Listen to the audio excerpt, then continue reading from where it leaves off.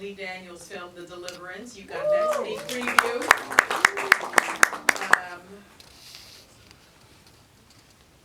I had not seen this. But I realize now that it does, this film bridges the divide, I think, between the black church and the exorcism genre, right? It offers a completely unique intersection, I think, of family, faith, and horror, actually. My understanding is that you, my friend, are inspired by old school horror films like The Omen and The Exorcist, and I saw all of that, as I think all of you did as well. And there's an emphasis, though, here on characters as opposed to jump scares, which requires a certain skill. And I think we all saw that.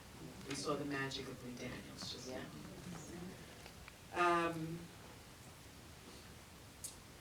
Can you talk to us about the film? Because, Lee, you've worked with some of these amazing actors before. You all saw so many of them today. Can you tell us a little bit about how this came together and how all of you came together to deliver something like this? Yeah. After Precious, Tucker Tooley, who worked with me, is he here today? Tucker, who worked with me, my producer, offered me this movie, and my mom didn't want me to do it because she believes in spirits and she knows that I do too, Lee. most black people do. And my mom said because I'm an open portal when I work, she was worried. And then, so I didn't want to do, I felt it was similar to Precious because of the abuse themes. I really wanted to shy away from that. And, but the story stuck with me because it was based on a true story, you know, and it just stuck with me. It's like, this is real, you know. So many, many years later, I don't know, many years later, I dusted off the script and looked at it again because I also think that we're in dark times. You know, I do what the Spirit tells me to do, and I feel like we're in dark times. And for me, it was about finding my higher power. It was about finding Jesus again for me. And I have to do what's right for me.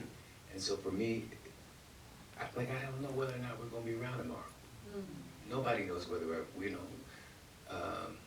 I met with a group of directors and writers and actors, met with President Bynum a couple of months ago when he was running.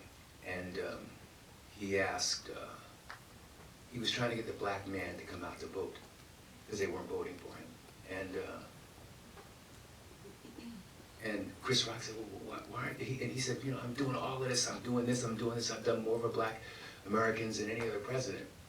And Chris said, well, why aren't you telling people about this? Why aren't you out in the streets telling people about this? He said, because I spend most of my day trying to stop nuclear war. And I started thinking to myself, this is the reason why I made the film. Because we don't know whether or not we're going to be around here tomorrow. And I'm trying to scare you to your higher power, be it Allah or Buddha or, for me, Jesus Christ. Well, and also it's about black women never being believed. yeah. You know, she's just never believed, and I really wanted to drive that home. That even this black social worker didn't believe her. Well, that's one of the takeaways. You have these incredibly talented black women playing these incredibly complex black female characters, and you have one trying to do good, well, both are trying to do good, but they distrust each other. What made you want to delve into that? I don't know, you know, I was raised by an incredible group of black women, and I love black women. It's sad that I'm gay. I honor black women, and if you really study my work, I work best with women. You know? And so so I just wanted I wanted my aunts to love it, because I know how many times they haven't been believed. Yes. And I'm anxious for them to see it. I'm nervous for them to see it, actually. No, it's fantastic, because I think so many of us as Black women have not been believed. And when we tell you this is our lived experience, you should believe it, right? But it's rarely true. Let me ask you this, because the visual style and the atmosphere was very different. It's not like Precious at all. No. Actually. So what? It's really hard, you know, because it's a different tone. It's a different, and I did it also because I'm known for drama, and I really wanted to stretch my director's muscle in a different way. And so this is a completely different tone. And listen, I'm only the orchestrator of these, directing these actors. I have an incredible team around me, an incredible cinematographer, and even a more incredible editor and composer. And so, you know, I'm just the maestro to the actors, and I depend heavily on my team. Well, let's talk about your team, because this is a powerful, powerhouse, star-studded cast, creative team. Tell us about that journey, because Andra Day was, my goodness, Yeah. incredible. Mo'Nique, incredible. Yeah. Everyone. Mo'Nique and I wanted to work with her again.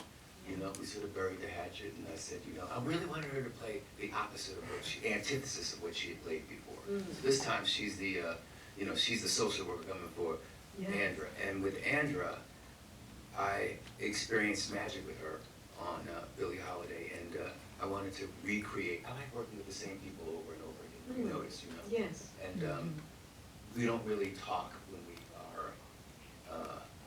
When I'm working, I sort of run and throw some things out. And with Andra, it was really important to find someone that was a believer in Jesus Christ. When she starts speaking in tongue.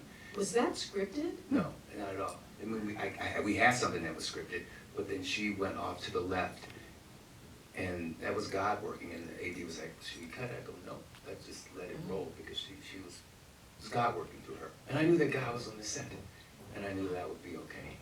Well, let me ask you, because I was reading that you actually had A deliverer. a deliverer on set. Every day praying. Praying Yeah. every day. Netflix was like, I got a call from HR. They were like, because I said, we got to pray. And they were like, well, you know.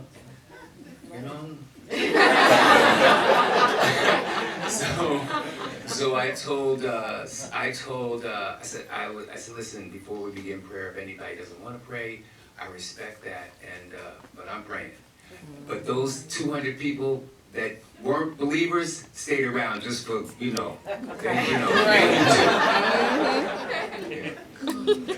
Now, I'm most excited about Glenn Close. Yes.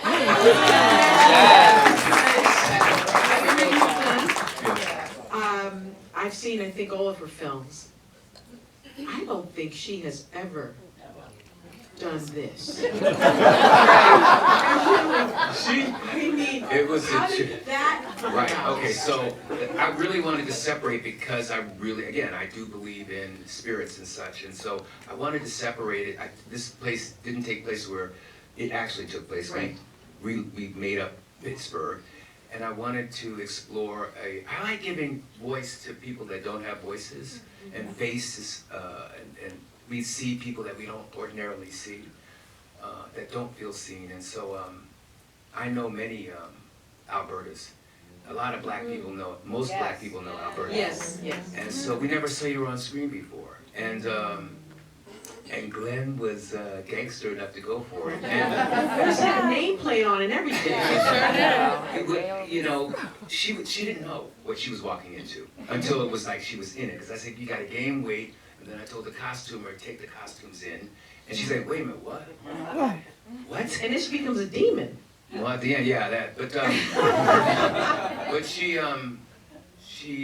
embraced Mo'Nique and Aunjanue really, she understood body positivity. She walked away with an enlightened experience about black women and body positivity. Really? Yeah, that was her lesson on this, and she's really, she talks about it, and that excites me. And how I think, you know, most women, there is a little bit of vanity that we have. Mm-hmm. And much like we saw Viola take off the wig, you see Glenn take off wigs and try different wigs on. How was that experience for her? Has she spoken about that in terms of the body positivity? Letting yourself look like that on She film. didn't want to at first. She said, I look like a whore. I said, no, you don't. She said, I look like a whore. I said, no, you don't.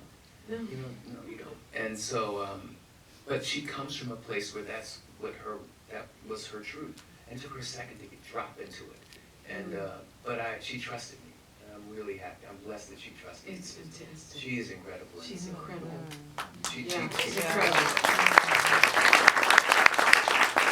So I just have to ask you, because I do think it's very different from Precious. And I know you were at first, when you looked at the script, you thought, I don't know if I want to do this because it's too much like Precious. But why horror? Well, I don't really look at it as horror. I think that the ending is sort of, it's like a faith-based thriller.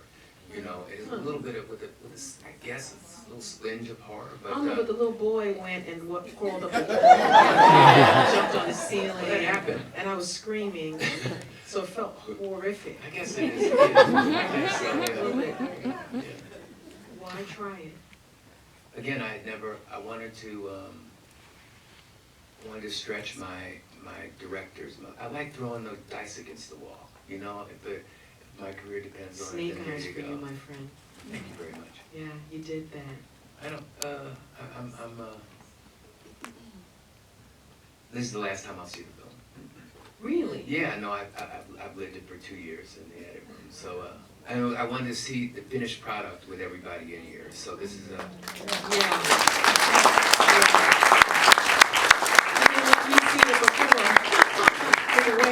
And I won't let my cast see the film. My cast is going to see the film. You're seeing it before the cast. They're going to see it in LA at the premiere, which I won't be at. I'll be back. You'll be back. Yeah. Well, the Deliverance, y'all, will be in select theaters on August 16th and will premiere on Netflix on August 30th. My last question for you is, what is the one thing you hope audiences will take away or think about when they leave after watching this film? That we have to find a higher power. I'm not here to preach Jesus or throw Jesus down on you. Even if it's loving yourself and believing yourself as your higher power. We're in dark times, and I think that we live in the clouds like ain't shit happening out here. And shit is happening, it's real. And for me, it's about finding, for me and my journey on this film, it was about finding my spirituality and scaring you to your spirituality. Well, I'm going to church on Sunday. Thank you so much. You're welcome.